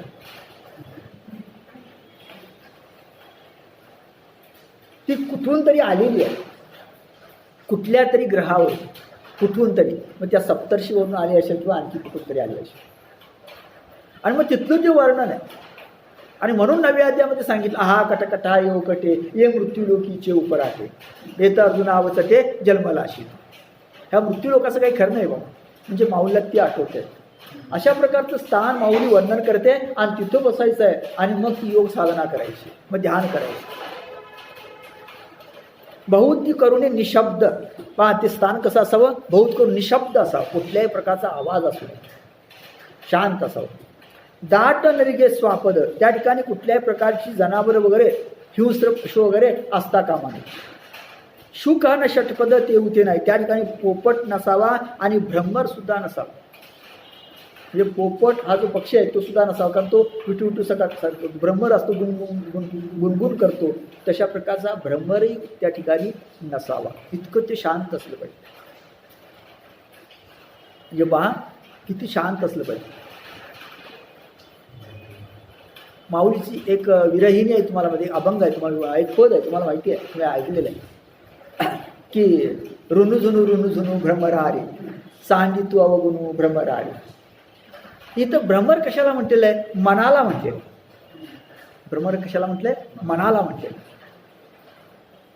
माऊलीच्या एकूण साहित्यामध्ये भ्रमराची जी कल्पना आहे ना, किंवा जी जो उदाहरण आहे ते अनेक ठिकाणी आहे. तिथं असं म्हटलं की तो भ्रमर नको, म्हणजे मन शांत असलं पाहिजे, कुठल्याही प्रकारे मनाला त्रास होईल असं काही त्या ठिकाणी नको. ते पोपट नको, भ्रमर नको, काही नको, स्वापदे नको, काही नको, अत्यंत निशब्द असं स्थान असावं. पाणी लगे हंशे दोन्ही चारी सारसे, पाण्यासाठी येणारा एखादा हंस, 2-4 सारस पक्षी, कवने एके वेळे पैसे, एखाद्या ठिकाणी बसणारी कोकिला असली तर चालेल. पहा एक पैसे तरी कोकिळी हो, निरंतर नाही तरी आली गेली काय, निरंतर नाही पण एकांत अधूनमधून अशी कोकिळा आली एखादी वगैरे वगैरे तर होतू काम मयुरी, आणि एखादा मोर आला गेला तर आम्ही नाणं म्हणू, आमची काही हरकत नाही. म्हणजे एखादा मयूर पक्षी म्हणजे मोर त्या ठिकाणी असावा, एखादी कोकिळा असावी, 2-4 हंस असावेत, सारस पक्षी असावेत, असं एखादा दुसरा आला गेला पक्षी तर आमचे काही त्याला ना नाही, असं ते सुंदर अप्रतिम स्थान असावं, आणि तिथं आसन घालून बसावं. फार सुंदर, जे त्या स्थानाचं वर्णन मी म्हणतो तसं नाही आपल्याला मिळालं.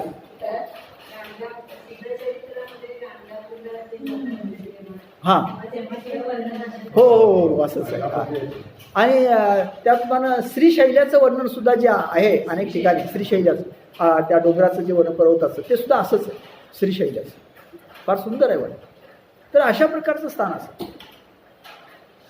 एवढंच काय तुम्हाला अगदीच अलीकडं उदाहरण जर आणि पाहिजेच असले उदाहरण तर तुम्हाला एक सुंदर उदाहरण सांग. म्हणजे हे स्थान असं असतं का तर असतं. तर मी जो ग्रंथ प्रकाशित केलेला आहे तुला परवाला मी सांगितलं की संदेह हरण अर्थात शिव गौरी संभाषण हे हा उजनी प्रकल्प जो आहे तो उजनी प्रकल्प ज्या ठिकाणी झाला म्हणजे उजनी प्रकल्प भीमेवर झाला आणि पहिलं गाव जे गेलं ते विठ्ठलगाव. पहिलं गाव बुडलं गेलं म्हणजे पहिलं जे पहिल्यांदा गाव बुडलं गेलं ते विठ्ठलगाव त्या प्रकल्पामध्ये. तर तिथं ते रघुराज महाराज होऊन गेले. तर ते म्हणजे श्रीरंगपट्टणला गेले होते. तिथं त्यांना दत्तात्रेयांचा साक्षात्कार झाला आणि दत्तात्रेयांनी त्यांना सांगितलं की तुला वर काय मागायचं तुम्हाला. तेव्हा त्यांनी वर काय मागितला दररोज तुमचं दर्शन व्हावं. मग त्यांना सांगितलं असं की पंढरपुरापासून भीमेच्या काठानं तू वर जा आणि ज्या ठिकाणी तुला रमणीय स्थान वाटेल त्या ठिकाणी तू राहा समाधी घे. त्या ठिकाणी तुला मी दररोज दर्शन देऊ. मग त्या भीमेच्या काठेनंतर वर गेल्यानंतर विठ्ठलगाव या ठिकाणी गेल्यानंतर त्यांना ते रमणीय स्थान वाटलं. बरेच दिवस त्या गावात ते राहिले. नंतर त्या ठिकाणी त्यांनी समाधी घेतली. आता मग तिथं दत्तात्रय त्यांना दररोज दर्शन देतात. म्हणजे कोल्हापुरातून भिक्षा म्हणजे भिक्षा घेतल्यानंतर गंध लिहायला जे पंढरपूरला जाताना ते त्या मार्गे जातात. दररोज त्यांना दर्शन देतात आणि पुढे जातात. तर ते रमणीय स्थान होतं. पूर्वीच्यातल्या लोकांनी सांगितलं की या ठिकाणी अप्रतिम अशा प्रकारची झाडी वगैरे होती आणि रमणीय स्थान होतं. आता ती संपूर्ण झाड सगळं गेलेलं आहे. तर सगळा समुद्रासारखा परिसर आहे. पण आजही जर तुम्ही त्या काठावर उभं राहिलात आणि त्या पाण्याकडे पाहिलं ना तुम्हाला अप्रतिम असं एक सौख्य प्राप्त होतं, आनंद प्राप्त होतो. आजही त्या ठिकाणी तशी अवस्था. अनेकांना असा अनुभव आलेला आहे की त्या ठिकाणी गेल्यानंतर पलीकडं नावेतून पलीकडे जाता येत 2 गावं आहेत ती. तर काही लोकांना असा अनुभव आला की काहींनी विचारलं की त्या पलीकडे नावेतून गेल्यानंतर का हो इथं कुठल्या तरी एखाद्या साधूची समाधी वगैरे आहे का या पाण्यामध्ये. तो म्हणजे हो आहे. तर त्यांना त्याची जाणीव झाली म्हणजे आम्हाला काही वेगळा अनुभव आहे. तर हे पूर्वी त्या ठिकाणी अगदी अत्यंत अप्रतिम अशा प्रकारचं ठिकाण. हा पुस्तकामध्ये त्या हो. तर अशा प्रकारे काही ठिकाण आहेत नाही असं नाही. आजही तुम्ही श्रीशैल्याला गेला तर त्या ठिकाणी अशा प्रकारची काही ठिकाणं आपल्याला पाहायला मिळतात नाही असं. हिमालयामध्ये सुद्धा आहेत. अगदी सांगितलं तर गिरनार पर्वतावरही आजही अशा प्रकारची काही ठिकाणं आपल्याला पाहायला मिळतात. तर असंच स्थान असावं आणि त्या ठिकाणी आपण काय करावं आसन घालून ध्यानाला बसावं. पहा पुढं आता काय म्हटलं परी आवश्यक पांडवा ऐसा ठाऊ जोडावा. अर्जुन अशा प्रकारे असं ठिकाण जोडावं ते तर निगूढ मठ व्हावा का शिवालय.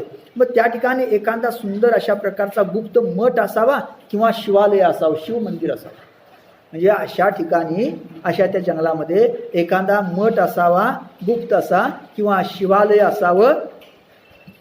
दोही माझी आवडते जे मानले होय चित्ते बहुत करून एकांते बैशिका. ह्या दोन्हीमध्ये जे आपल्याला तुम्हाला वाटेल म्हणजे मठ असाल तर मठ, शिवालय असेल ते शिवालय. त्या ठिकाणी बहुत करून एकांतामध्ये बसावं. त्या शिवालयामध्ये त्या मठामध्ये अशा प्रकारे आसन घालून आपण बसावं. म्हणजे अशा प्रकारच्या त्या जंगलामध्ये ते शिवालय असावं, मठ असावा आणि त्या मठामध्ये काय करावं आपण एकांतामध्ये बसावं.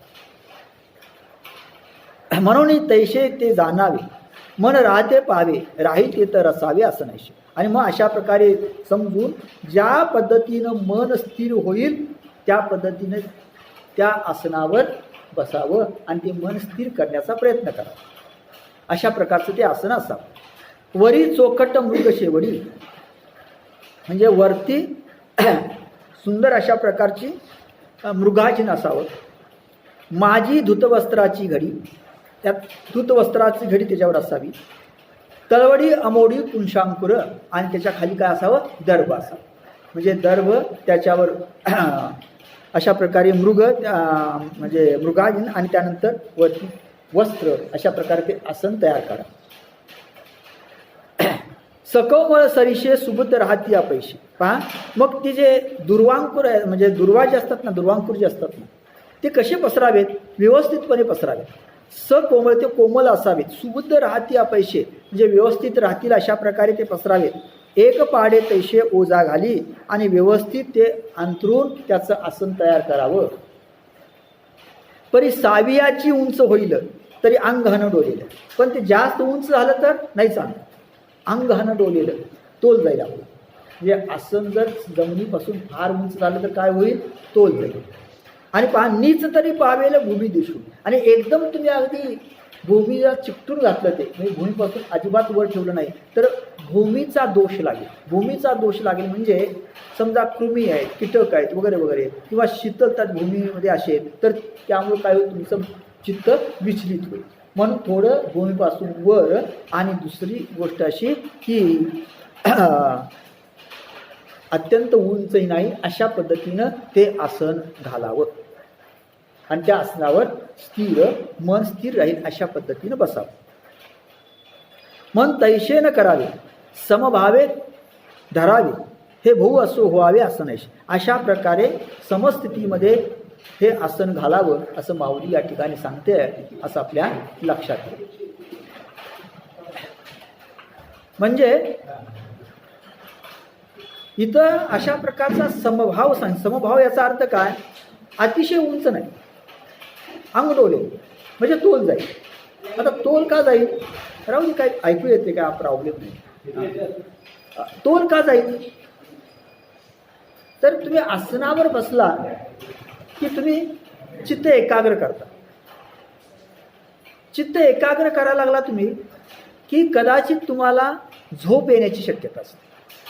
सुरुवातीला काय होतं? झोप येण्याची शक्यता असते. आणि झोप आली तर तोल जाण्याची शक्यता असते. म्हणून सांगितलं आसन कसं असावं? भूमीपासून फार उंच नाही आणि फार सकलही नाही अशा प्रकारे असावं. भूमीचा दोष लागू नये म्हणजे शीतल असेल, उष्ण असेल तर त्यामुळं काही आपल्याला वाटू नये आणि आपलं मन विचलित होऊ नये.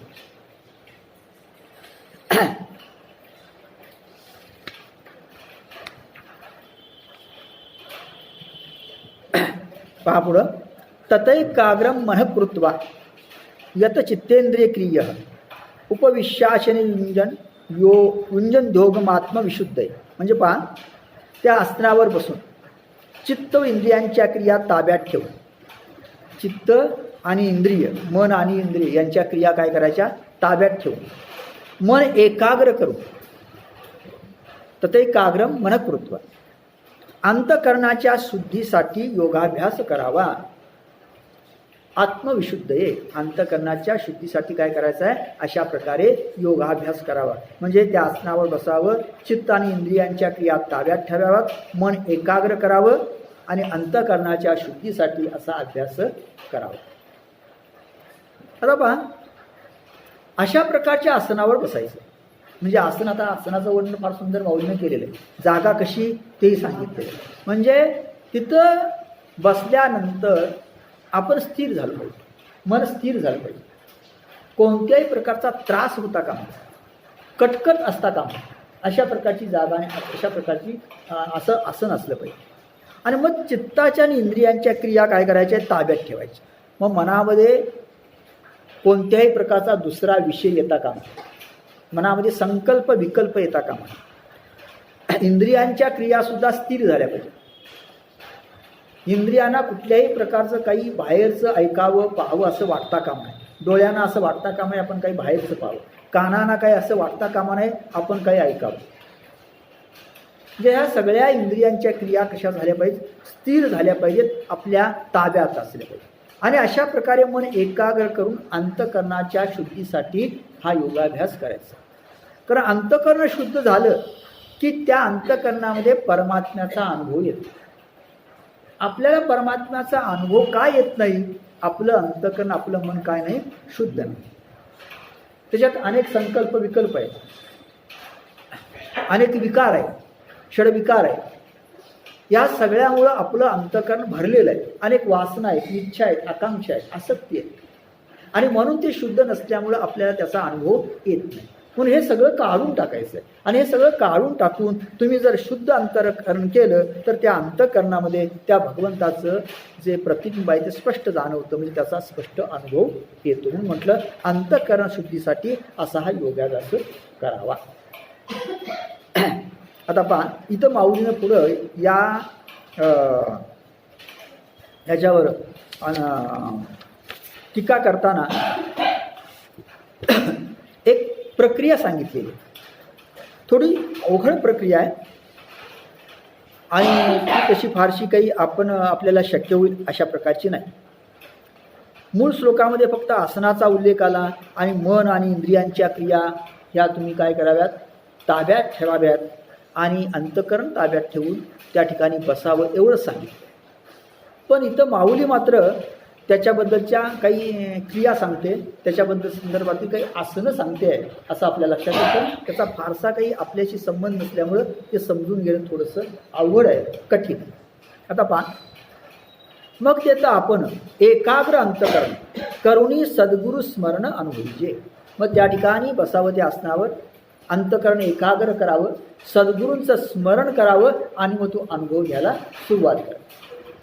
इथे एक महत्त्वाची गोष्ट सांगितली की जी वरच्या श्लोकामध्ये नाही, ती कोणती? सद्गुरूंचं स्मरण.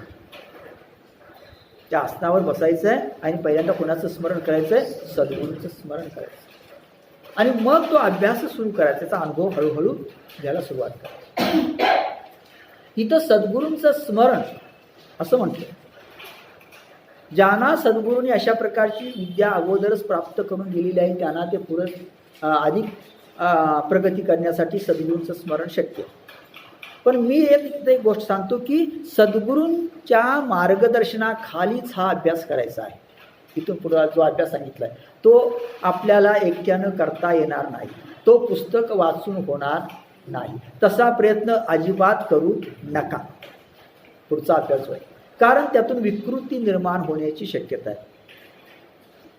कारण हा जो अभ्यास आहे तसा फार अवघड आहे, कठीण आहे. आणि पुन्हा इथून पुढचा जो अभ्यास आहे जो माऊलीने सांगितलेला आहे ते योगीच काही करू शकतात. दुसरी गोष्ट अशी की आपल्या या वयामध्ये आपल्याला तो जवळजवळ शक्य नाही. पण त्याच्याबद्दल आस्था जरी निर्माण झाली, जरी वाटलं बाबा आपण असं करावं पाहिजे होतं आपल्याला, तरीसुद्धा पुरेसं, तरीसुद्धा पुरेसं. हे लक्षात घ्या. पहा, म्हणजे इथं पहिल्यांदा अंतःकरण एकाग्र करायचं आहे आणि सद्गुरूंचं स्मरण करून त्याचा अनुभव घ्यावा. जे तर स्मरतेनी आदरे सभाय सात्विके बरे. त्या सद्गुरूंचं स्मरण केल्यानंतर स्मरणानं त्या सभाय आपलं अंतःकरण आपलं शरीर सगळं सात्विक भावानं भरून जाईल. म्हणजे त्या सद्गुरूंचं स्मरण केल्यानंतर आपलं अंतःकरण आपलं शरीर कसं होईल, आतून बाहेरून सात्विक भावानं भरून जाईल, सात्विक भाव निर्माण होईल. जवळ काठिण्य विरे अहमभावाचे आणि अहमभावाचा कठीणपणा विरघळून जाईल, नष्ट होईल, नाही होईल. अहमभावाचा याचा अर्थ मी देह आहे हा जो भाव आहे तो हळूहळू नष्ट होईल, तो भाव हळूहळू विरघळून जाईल. म्हणजे पुढं पुढं सांगितलं देहाचा विसर पडेल, देहाचा काय पडेल? विसर पडेल. पहा पुढे सांगितलं विषयांचा विसरू पडेल. आणि मग अशा प्रकारे तुम्ही त्या ठिकाणी सद्गुरूंचं स्मरण करून एकदा बसलात, विषयांचा विसरू पडेल. विषयांचा विसर आपोआप पडतो. मग विषय विसरावे लागत नाहीत मुद्दाम, विषयांचा विसरच पडतो, विषयाकडे मनच जातं. इंद्रियांची कसमस मोडे, इंद्रियांची तळमळ मोडते म्हणजे नाहीशी होते. इंद्रिय सतत तळमळत असतात. 5 मिनटं तुम्ही ध्यानाला बसा. किती मिनटं? 5 मिनटं. इंद्रिय कशी तळमळतात ते तुमच्या लक्षात येईल. प्रयोग करून बघा. डोळे मिटायचे 5 मिनटं बसायचं आणि घड्याळ जरा लांब ठेवायचं. त्या 5 मिनिटामध्ये तुम्ही 3 वेळा उठून बघाल की किती वेळ झाला. मग जरा इकडं हात हलव, तिकडं आणखी काय हलव, डोळे इकडं कर तिकडं कर. म्हणजे ही इंद्रिये सतत तळमळत असतात. माऊली असं म्हणते त्या इंद्रियांची जी तळमळ आहे ना ती त्या ठिकाणी मग नाहीशी होते. मनाची घडी घडे हृदया माझी, आणि हृदयामध्येच मनाची घडी घडते. म्हणजे हृदयामध्येच मन अंतर्मुख होतं आणि त्या अंतःकरणामध्ये चित्ताच्या ठिकाणी थांबतं, ते बाहेर जातच. मन काय होत नाही, बाहेर जात नाही. म्हणून सांगितलं मन सतत कुठं जात असतं, बाहेर जात असतं. पण या आसनावर बसल्यानंतर, सद्गुरूंचं स्मरण करून बसल्यानंतर अशा प्रकारे विषयांचा विसर पडतो, इंद्रियांची तळमळ नष्ट होते आणि मन अंतःकरणामध्ये, मना चित्तामध्ये, हृदयामध्ये काय होतं, स्थिर होतं. त्याची घडी घडते, जे हळूहळू जणू काही घडी घडून ते हळूहळू कमी, त्याचा जो प्रभाव आहे तो प्रभाव कमी होतो. ऐशे ऐक हे सहज आहे, फावे तर राहील. अशा प्रकारचं ऐक्य होई तोपर्यंत, म्हणजे अशा प्रकारची प्राप्ती होई तोपर्यंत आपण त्या ठिकाणी सद्गुरूंचं स्मरण करत राहावं, बसावं. मग तेनीची बोधे बैशीची आसनावरी, आणि याच बोधाने त्या आसनावर बसावं. असा अनुभव येऊ लागला की अशाच बोधाने त्या आसनावर काय करायचं आहे, बसायचं. आता पहा मग काय होईल, मग आता अंगा ते अंगवरी, मग अंगालाच म्हणजे शरीरालाच शरीर सावरतं. दुसऱ्या कोणी सावरण्याची गरज नसते, शरीरात शरीर सावरतं. म्हणजे संपूर्ण त्या शरीरावर त्या योगाचं कंट्रोल राहतं. अंगालाच अंग काय करतं, सावरतं. पवना ते पवनू धरी, वाऱ्यालाच वारा धरतो. म्हणजे प्राण आणि अपान जे वायू आहेत ते वायू काय होतात, पूर्णपणे नियंत्रित होतात. ऐशी अनुभवाची उजरी होची लागे, अशा प्रकारची अनुभवाची स्पष्टता होऊ लागते. मग त्याचे प्राण अपान वायू काय होतात, अगदी नियंत्रित होतात आणि त्याचं अंगच त्याला सावरतं. म्हणजे तो स्थिर होतो, त्याला दुसरी कुणी सावरण्याची गरज नसते. प्रवृत्ती मागवती मोहरे, मग प्रवृत्ती जी असते ती मागं येते, अलीकडे येते. म्हणजे प्रवृत्ती नष्ट होते. प्रवृत्तीनं माणूस पुढं पुढं जातो, सगळं जग बघतो, पण ही प्रवृत्ती नष्ट होते. समाधी ऐलाडी उतरे, समाधी अलीकडेच काय होते, उतरते म्हणजे पूर्ण होते. म्हणजे त्याला समाधी लागते, अलीकडेच समाधी, म्हणजे पुढे जाण्याच्या अगोदर त्याला समाधी लागते. आगवे अभ्यास सरे बैसत घेऊ, आणि सगळा अभ्यास बसता क्षणीच पूर्ण होतो. म्हणजे त्या आसनावर बसलं आणि सद्गुरूंचं स्मरण केलं की सगळा अभ्यास पूर्ण होतो, त्याची कुंडलिनी शक्ती जागृत होते आणि ती ब्रह्मरंध्र आपण ताबडतोब जाते. अशा प्रकारच्या आसनावर बसल्यानंतर, सद्गुरूंचं स्मरण केल्यानंतर ताबडतोब त्याचा अभ्यास पूर्ण होतो. खरं तर हा अभ्यास पूर्ण व्हायला कुणाला 6 महिने लागतील, कुणाला 6 वर्षे लागतील, कुणाला 6 जन्म लागतील, कुणाला अनंत जन्म लागतील. पण माऊली म्हणते अशा प्रकारे बसल्यानंतर त्याचा अभ्यास त्या क्षणी काय होतो, पूर्ण होतो. मुद्रेची प्रौढी ऐशी, त्याची सांगितलेला आता परियशी, तरी उरू या जगनाशी जरूर निघाली. पहा आता मग त्याची जी मुद्रा असते ती मुद्रा कशी असते, तरी उरू या जगनाशी जरूर निघाली. म्हणजे मांड्यानी पोटऱ्यांना तू जणू काही ती एकमेकाशी झालेली असते, अशा प्रकारची ती प्रौढी असते. म्हणजे पहा की तो एक मुद्रा त्या ठिकाणी त्याची निर्माण होते. मुद्रा म्हणजे काय, मुद्रा याचा अर्थ आसन घातल्यानंतर होणारी शरीराची एक विशिष्ट अवस्था. आसन घातल्यानंतर वेगवेगळ्या प्रकारची योग्याने होणारी शरीराची विशिष्ट अवस्था, त्याला काय म्हटलंय, मुद्रा. आता या ठिकाणी ही मुद्रा कशी आहे, उरू या जगनाशी जरूर निघाली. म्हणजे मांड्या ज्या असतात त्या मांड्यात पोटऱ्यांना चिकटतात. तो खाली बसतो आणि बसल्यानंतर मांड्या काय होतात, पोटऱ्यांना चिकटतात. चरण तळे देवडी, पहा चरण तळे देवडी म्हणजे ही चरण तळे म्हणजे पायाचे जे तळवे असतात ते दिडकी वाकडी होतात, तो वाकडी करतो होतात.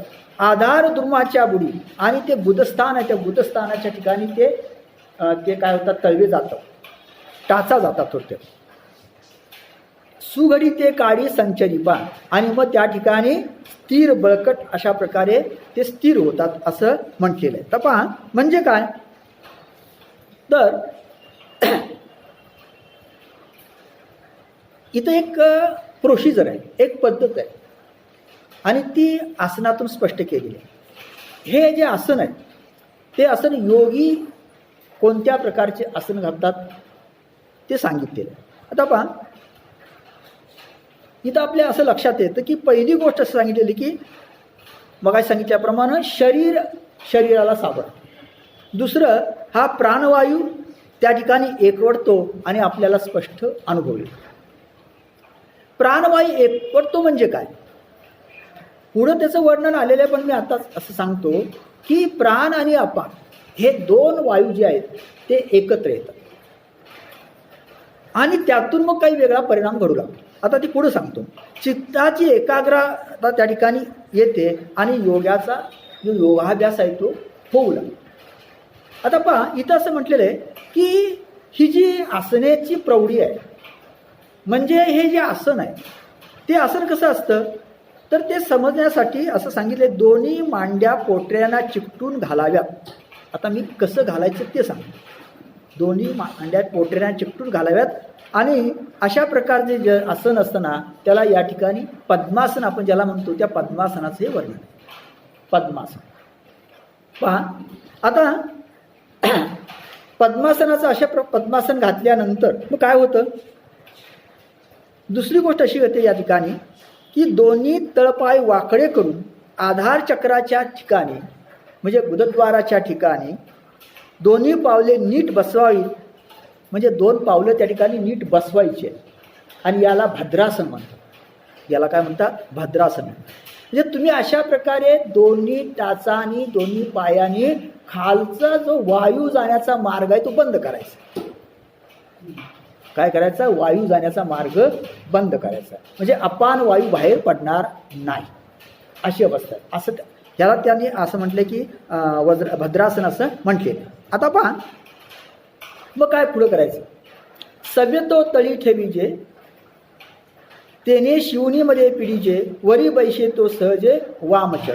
म्हणजे उजव्या पायाची टाच तळाशी ठेवून तिने गुरुद्वाराची शिवण दाबावी. मग डाव्या तळपाय जो आहे तो वर बसतो म्हणजे उजव्या तळपायावर येतो. म्हणजे एका पायानं ती शिवण दाबायची, दुसरा तळपाय वर घ्यायचं आणि अशा प्रकारे ते आसन घालायचं. आता आसन असं घातल्यानंतर मग काय करायचं आहे. जी गुरुद्वार आणि मध्ये जी शिवण आहे त्या शिवणीवर चार बोटीची जागा आहे मध्ये, त्यातील दीड बोट सोडून जी अर्ध बोट जागा आहे त्या बोटाच्या जागेच्या ठिकाणी मध्यभागी जी जागा उरते त्याला खालून डाव्या पायानं टाचेनं दाब द्यायचं. कसं हे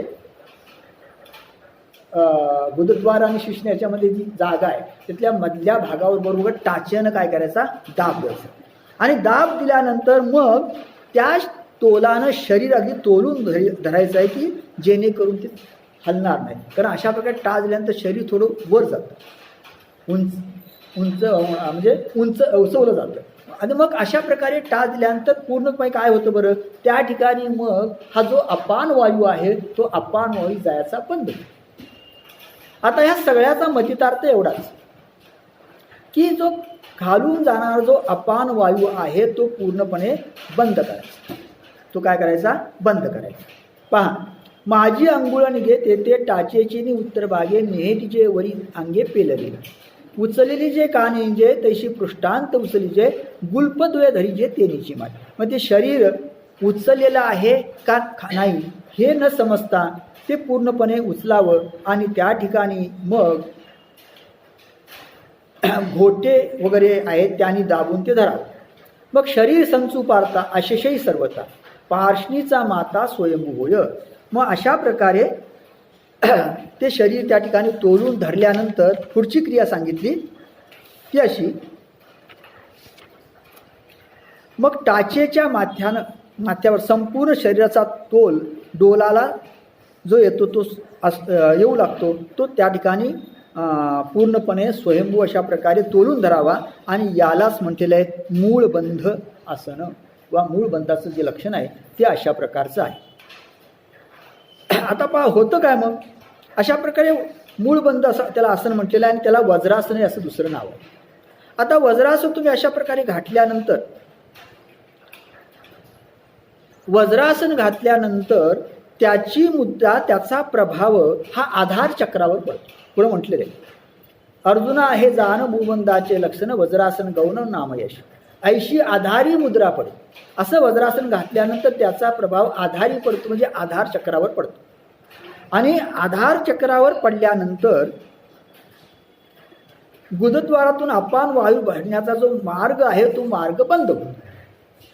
तेव्हा मग मार्ग जर त्या बंद झाला तर हा जो अपान वायू आहे तो अपान वायू वर येऊ लागतो. तो आतड्यात येतो, पोटात येतो. आणि पोटात आत संचरतो आणि वर वर सरकू लागतो. पोटात आत संचरतो, काय करतो, वर वर सरकू लागतो. आता पहा, म्हणजे इथं एक प्रक्रिया सांगितली की अपान वायू हा बाहेर सोडायचा नाही, आणि तो अपान वायू वर वर येऊ लागला की मग काय होतं. आता हा अपान वायू जेव्हा वर येऊ लागतो तेव्हा पहिली गोष्ट सांगितली की त्या मुद्रेची जो परिणाम आहे तो परिणाम आधार चक्रावर होतो. आता 6 चक्र आहे आपल्या शरीराच्या ठिकाणी. थोडासा विषय थोडा वेगळा आहे आणि थोडा जास्त स्पष्टीकरण देण्यासारखा विषय, त्याशिवाय तो समजणार नाही. शरीराच्या ठिकाणी 6 चक्र आहेत. एक बुधद्वाराच्या ठिकाणी आधार चक्र आहे, नाभीच्या ठिकाणी दुसरं नाभीचं कमल किंवा दुसरं चक्र आहे, त्यांना मणिपूर चक्र म्हणतात. पुढं हृदयाच्या ठिकाणी चक्र आहे, त्यानंतर कंठाच्या ठिकाणी चक्र आहे, त्या ठिकाणी या ठिकाणी आज्ञा चक्र आहे, आणि वरती ब्रह्मरंध्र वगैरे वगैरे. आता होतं काय पहा, कल्पना अशी केलेली आहे की या आधार चक्राच्या ठिकाणी कुंडलिनी नावाची एक शक्ती आहे. कुठली शक्ती? कुंडलिनी. आणि ती या आधार चक्राच्या ठिकाणी जर अशी कल्पना केलेली आहे, समजा एखाद्या नागिनीचं पिलं असेल, नागिनीचं पिलं, त्या नागिनीच्या पिलावर जर केशर टाकलं, केशराचं पाणी टाकलं, नागिनीच्या पिलावर काय केलं, केशराचं पाणी टाकलं, आणि ते समजा वेटाळ घालून बसलेलं आहे. ते नागिनीचं पिलं ज्याच्यावर केसराचं पाणी टाकलेलं आहे, म्हणजे ते थोडं सुंदर दिसणार, ते वेटाळे घालून 3 वेटाळे घालून बसलेलं आहे. किती? 3-3.5 वेटाळे घालून ते बसलेलं आहे. ते जसं दिसेल तशा प्रकारे ही 3.5 वेटाळे घालून ती कुंडलिनी शक्ती ती आधार चक्राच्या ठिकाणी बसलेली आहे. सुप्त झोपलेली आहे. किती वेटाळे घातलेले आहेत? 3.5. आणि ती आधार चक्राच्या ठिकाणी बसलेली. आता तिला जागी करायची. तिला काय करायची आहे? जागी करायची. योग मार्गामध्ये सगळ्यात महत्त्वाची गोष्ट कोणती असेल किंवा अध्यात्मामध्ये, तर कुंडलिनी शक्ती जागृत होणे आणि ती हळूहळू प्रत्येक चक्राचं भेदन करत करत तो येणे ब्रह्मरंध्रापर्यंत पोहोचते. ती शक्ती आणि इथं असणारा शिव, ह्या दोघांचं मिलन झालं की मोक्ष संपला विषय. हा यातला महत्त्वाचा भाग. आता मग तिला जाग करायचं म्हणजे कसं करायचं, त्यासाठी आसनं सांगितली, पद्मासन, वज्रासन वगैरे वगैरे, मूळबंद वगैरे वगैरे हे सांगितलं. पण तुम्ही जर हे खालचा जो मार्ग आहे तो बंद केला तर तो अपान वायू जो आहे तो आतड्यात शिरतो, वर शिरतो, आणि ही जी कुंडलिनी शक्ती आहे ते जे चक्र आहे त्या चक्राला धक्के द्यायला लागतो. त्या चक्राला काय द्यायला लागतो? धक्के देऊ लागतो. आणि चक्राला धक्के दिल्यामुळं तिथं असणारी ही कुंडलिनी शक्ती म्हणजे झोपलेल्या अवस्थेत असणारी काय होते? जागी होते. काय होते? जागी. आता चक्र म्हणजे काय? योग मार्गातील कल्पना आहे, चक्र असतात, 6 चक्र आहे. पण म्हणजे नेमकं काय? तर त्याचा अर्थ एवढाच आहे की एक ठराविक ठिकाणी आपल्या शरीराच्या ठिकाणी एक विशिष्ट अशा प्रकारच्या भोवतालच्या नाड्या एकत्र आलेल्या असतात. अनेक सूक्ष्म अशा प्रकारच्या नाड्या असतात ना, त्या नाड्या ज्या ज्या ठिकाणी भरू त्या त्या भागातल्या एकत्र आलेल्या असतात, त्याला ग्रंथी म्हणतात. तर अशाच प्रकारच्या काही विशिष्ट अशा प्रकारच्या ग्रंथी आपल्या ठिकाणी आहेत. या 6 महत्त्वाच्या ग्रंथी, त्या ज्या नाड्या एकत्र आलेल्या असतात ते जे ठिकाण असतं त्याला इथं चक्र म्हटले. त्या ठिकाणी अनेक अशा प्रकारच्या सुप्त शक्ती असतात. त्या नाड्यांचे जे जाळं असतं त्या ठिकाणी एकत्र आलेलं, त्या जाळ्याच्या ठिकाणी अनेक प्रकारच्या काय असतात? सुप्त शक्ती असतात, की ज्या सामान्य माणसाच्या ठिकाणी जागृत नसतात. त्या असतात पण जागृत नसतात. प्रत्येकाच्या ठिकाणी जागृत नाही. कुंडलिनी शक्ती प्रत्येकाच्या ठिकाणी आहे पण ती काय नाही? जागृत नाही. मग हे योगी काय करतात? अशा प्रकारे आसन करून ते काय करतात? त्या शक्ती त्या त्या ठिकाणी असणाऱ्या चक्राच्या ठिकाणी असणाऱ्या जागृत करतात किंवा ती कुंडलिनी शक्ती जागृत करतात. मग ही कुंडलिनी शक्ती जेव्हा वर वर येऊ लागते, मग ती मणिपुराच्या ठिकाणी येते, मग ती हृदयाच्या अनाहत चक्राच्या ठिकाणी येते, तेव्हा तेव्हा त्या त्या चक्राच्या ठिकाणी असणाऱ्या शक्ती सगळ्या त्या संघर्षामुळे जागृत होतात. हां, त्याचा शरीरावर परिणाम होतो. तुम्हाला थोडं सुंदर सांगितलं त्याचा परिणाम. आणि मग ही शक्ती हळूहळू अशा प्रकारे त्या षटचक्रांचं भेदन होत होत जेव्हा इथपर्यंत येते तेव्हा येताना त्या योग्याला अनेक प्रकारची शक्ती प्राप्त होते आणि अनेक प्रकारच्या वृद्धिसिद्धी प्राप्त होतात. अनेक प्रकारच्या काय होतात? वृद्धिसिद्धी प्राप्त होतात. तर याच्यासाठी सांगितलेला हा मार्ग आहे असं आपल्या लक्षात येईल. अर्थात हे तसं फारसं अवघड आहे असं नाही. आपण घरामध्ये सुद्धा पद्मासन घालू शकतो. पद्मासन सोपं आहे. फक्त ते आता वयोमानानुसार आपल्याला जास्त वेळ घालता येणार नाही किंवा ती प्रक्रिया आहे, ती प्रक्रिया आपल्याला काही करता येणार. हा एक योग मार्गातला एक भाग आहे कुंडलिनी शक्ती जागृत करण्याचा. कुंडलिनी शक्ती जागृत करण्याचे अनेकही मार्ग आहेत. नामस्मरणाने तुम्हाला कुंडलिनी शक्ती जागृत होते. एखाद्या विशिष्ट देवतेची आराधना केल्यानंतर सुद्धा जागृत होते. पण योग्याने अशा प्रकारे ही कुंडशक्ती जागृत केल्यानंतर त्यांना अनेक प्रकारचं सामर्थ्य प्राप्त होतं. अनेक प्रकारच्या वृद्धिसिद्धी प्राप्त होतात. त्याचा शरीरावर प्रचंड परिणाम होतो. एवढा परिणाम होतो की पुढं सांगितलंय, मागं पुढं आपण ते वर्णन करूच की हृदय या शरीरातले पृथ्वीचे म्हणजे जड अंश, पाण्याचा अंश सगळा नाहीच हवा, फक्त तेजाचा अंशच राहतो. त्यामुळे शरीर इतकं हलकं होतं की त्याला अनेक प्रकारच्या सिद्धी प्राप्त होतात. मग तो समुद्राच्या पलीकडील आवाज ऐकू शकतो, स्वर्गातील आवाज ऐकू शकतो, तो आणि काही करू शकतो. अशा प्रकारच्या अनेक वृद्धिसिद्धी त्याला काय होतात? प्राप्त होतात. आणि याच्यासाठी सांगितलं जाणारं हे काय आहे? एक प्रकारचं आसन आहे. हा आसनाचा क्रम आहे असं आपल्या लक्षात येतं. इथं माऊलीनं जे वर्णन केलेलं आहे ते वर्णन, ते स्थान जे आहे त्या स्थानाचं वर्णन जर पाहिलं तर आपल्याला अत्यंत समाधान होतं, शांत वाटतं. निदान असं ठिकाण जरी आपल्याला मिळालं नसतं तरी कधीतरी मिळावं आणि त्या ठिकाणी 5 मिनिटं का असेना आपण बसावं निवांत, असं वाटल्याशिवाय राहत नाही. हेच या ठिकाणी महत्त्वाचं आहे असं आपल्या लक्षात येतं. इथं आपण थांबूया. राहिला भाग आपण नंतर पाहू. जरा तुम्हाला अधिक समजायचं असेल तर याच्यावर एक उपाय सांगतो. हे थोडं अधिक तुम्ही जर वाचलं, येताना थोडं वाचून आलात किंवा योग मार्गावर छोटीशी पुस्तकं मिळतात बाजारात. हे कशामध्ये यातला काय अनुभव येत नाही, पण मी जे काय म्हणतो ते तुम्हाला लवकर समजेल, तर ते सुद्धा वाचायला काही हरकत नाही. हे एक आहे. थोडं तुम्ही वाचून जर सुरुवातीला आलात तर मग जास्त काही स्पष्टीकरण करावं लागणार नाही. मी थोडं माझ्या भाषेमध्ये ह्या 2-3 श्लोकावर जे माऊलीनं भाष्य केलेलं आहे ते थोडं लिहून आणलेलं आहे. हे झाल्यानंतर मी ते अत्यंत सोप्या भाषेमध्ये तुम्हाला तुमच्या माहितीसाठी म्हणून लिहून देईन. कारण हे किती वेळा जरी सांगितलं तर त्याचा अर्थ काही लक्षात राहणार नाही आणि ती व्यवस्थितपणे काही लक्षात राहणार. म्हणून मी ते काय केलेलं आहे, या 2-3 श्लोक ज्या ठिकाणी आसनांचं वगैरे वर्णन येतं आणि त्यातील अनुभवाचं वर्णन येतं ते मी माझ्या भाषेमध्ये 1-2-4 पानं लिहून आणलेले आहेत. हे सगळं झालं आसनांचं वर्णन की मी तुम्हाला काय ते लिहून देईन. पण एक शांत निवांत अनुभव घ्यायला काही हरकत नाही.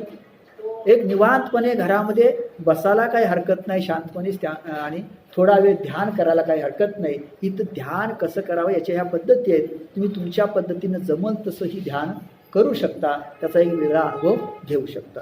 इथं आपण थांबू. बोला पुंडलिका वरदे विठ्ठल श्री ज्ञानदेव तुकाराम.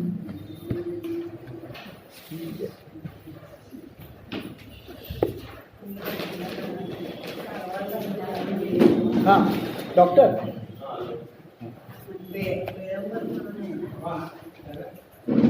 त्यात तुमच्यासाठी 2 पुस्तकं आणले.